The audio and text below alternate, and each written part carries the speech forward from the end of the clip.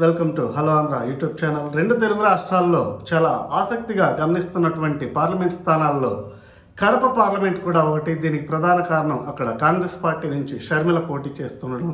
మీ అందరికీ తెలుసో లేదో 1994 పరిస్థితులు ఇప్పుడు అక్కడ నెలకొని ఉన్నాయి అని చెప్పేసి రాజకీయ వర్గాల్లో ఆసక్తిగా చర్చ జరుగుతోంది. ఇంతకీ అప్పుడు ఏం జరిగింది అనే విషయానికి వస్తే 1994లో కాంగ్రెస్ పార్టీ నుంచి వైఎస్ రాజశేఖర రెడ్డి గారు పోటీ చేశారు ఎంపీగా. తెలుగుదేశం పార్టీ నుంచి కందుల రాజమోహన్ రెడ్డి గారు ఎంపీగా పోటీ చేయడం జరిగింది.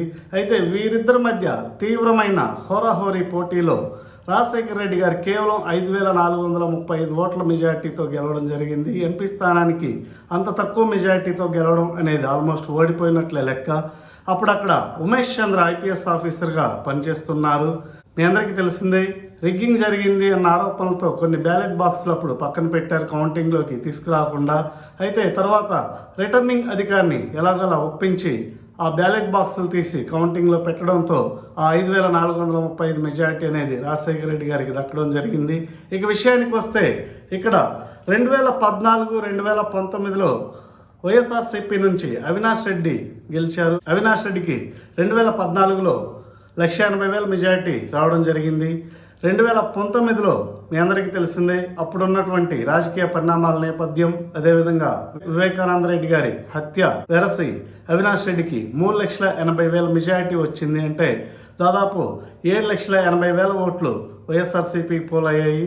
తన అపోనెంట్ అయిన తెలుగుదేశం పార్టీ అభ్యర్థి వివేకానంద రెడ్డి హత్య కేసులో ఆరోపణలు ఎదుర్కోబడినటువంటి ఆదినారాయణ రెడ్డికి దాదాపు 4 లక్షల ఓట్లు పోలయ్యాయి. సో ఇక్కడ 3,80,000 ఓట్ల మెజార్టీ అనేది రావడం జరిగింది 2019లో. ఇక ఈసారి పరిస్థితులు అనేవి చాలా భిన్నంగా ఉన్నాయి. అక్కడ ఈసారి వైఎస్ షర్మిల పోటీలో ఉన్నారు.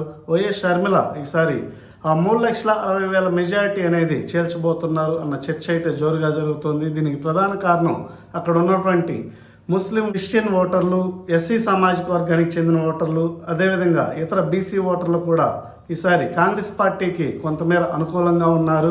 అదేవిధంగా వైఎస్ఆర్సీపీకి చెందిన ఓటర్లు కూడా ఈసారి క్రాస్ ఓటింగ్ చేసే అవకాశం ఉంది. అంటే ఎమ్మెల్యే అభ్యర్థులుగా ఉన్నటువంటి వైఎస్ఆర్సీపీ అభ్యర్థులకు ఓట్లు వేసి ఎంపీకి వచ్చేసరికి కాంగ్రెస్ పార్టీకి ఓటు వేసే అవకాశం ఉందన్న చర్చ కూడా జరుగుతోంది.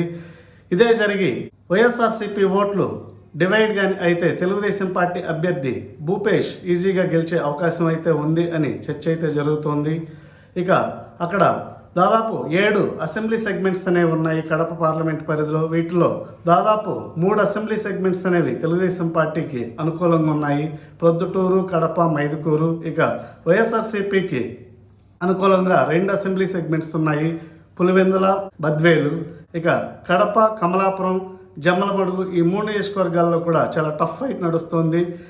జమ్మలమడుగు నియోజకవర్గం, బద్వేలు, ఈ 2 కూడా కూటమి నుంచి బీజేపీ అభ్యర్థులు పోటీ చేస్తున్నారు. బీజేపీ అభ్యర్థుల విషయంలో కూడా అక్కడ కొంత వ్యతిరేకత అయితే ఉంది. సో ఇక్కడ క్రాస్ ఓటింగ్ అనేది జరిగే అవకాశం కూడా ఉంది అని చెప్పుకుంటున్నారు. వివేకానంద రెడ్డి గారి హత్య, ఆ హత్య కేసులో ప్రధాన ముద్దాయి అయినటువంటి అవినాష్ రెడ్డి మీద వైఎస్ షర్మిల, వైఎస్ సునీత చేస్తున్నటువంటి ఆరోపణలు ఇవన్నీ కూడా ప్రజల్లో తీవ్ర చర్చనీయాంశమయ్యాయి, ప్రత్యేకంగా కడప జిల్లా ప్రజల్లో.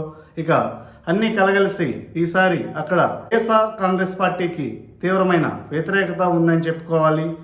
ఒకానొక దశలో అక్కడ అవినాష్ రెడ్డిని పోటీలోంచి తప్పిస్తారు అన్న వార్తలు కూడా వెలువడ్డాయి. అయితే అవినాష్ రెడ్డిని తప్పించినట్లయితే షర్మిల, సునీత చేస్తున్నటువంటి ఆరోపణలకు బలం చేకూర్చినట్లు అవుతుంది అన్న ఉద్దేశంతో అతన్ని పక్కన పెట్టలేదు. సో ఎలా చూసుకున్నా కూడా ఈసారి కడప పార్లమెంట్ సీట్ అనేది వైఎస్ఆర్సీపీ కోల్పోవాల్సి వస్తుంది అన్న చర్చ అయితే తీవ్రంగా జరుగుతుంది. దీని మీద మీకున్నటువంటి అభిప్రాయాల్ని కామెంట్స్ రూపంలో తెలియచేయండి. Thank you.